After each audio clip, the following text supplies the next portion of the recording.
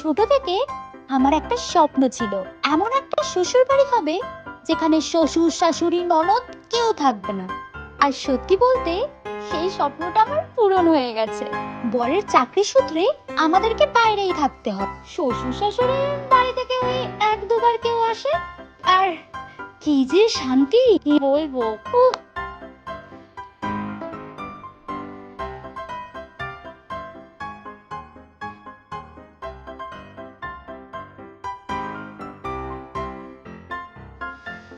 ওঠো, ওঠো। আরে কটা বাজে? ওঠো, ওঠো। কটা বাজে? ওঠো।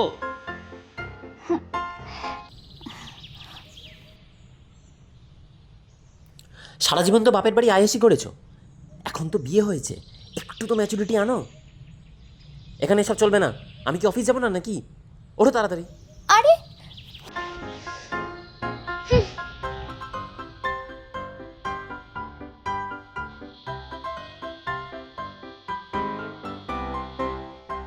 এই না,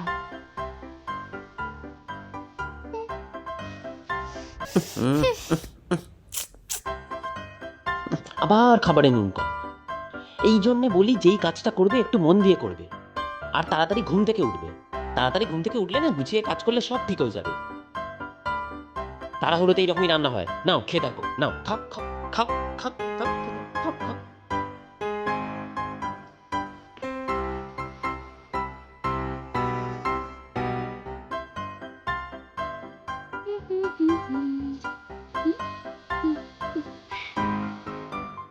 সারা দিন মোবাইলে ঢুকে আছে।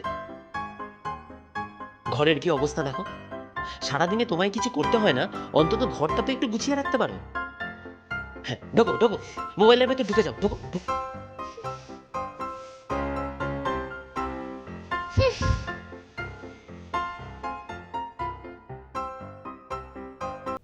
শোনো না, আজকে একটু শপিং করতে যাই, আর রাত্রেবেলা ডিনার করে ফিরবো। শপিং? এই তো কদিন আগে বিয়েতে এত গিফট পেলে, আর বিয়ের জন্য এত শপিং করেও তোমার মন ভরল না? আর বাইরে কেন খেতে যাব? তার থেকে বেটার তুমি বাড়িতে রান্না করবে, তাতে তোমার এক্সারসাইজও হবে, আর বাড়ির খাবার খেয়ে আমাদের শরীর ভালোও থাকবে। তাহলে রাত্রেবেলা একটা রোমান্টিক মুভি দেখি ওটিটিতে। মুভি? আর কবে ম্যাচিওর হবে তুমি? ওসব মুভি দেখা, ডেটিং করা, ওসব বিয়ের আগে হয়ে গেছে। এখন আমরা শুধু মন দিয়ে সংসার করব, আর কালকে আমাকে অফিসে যেতে হবে, আর তোমাকেও তো সকালে ঘুম থেকে তাড়াতাড়ি উঠতে হবে। রাত জেগে মুভি দেখলে হবে?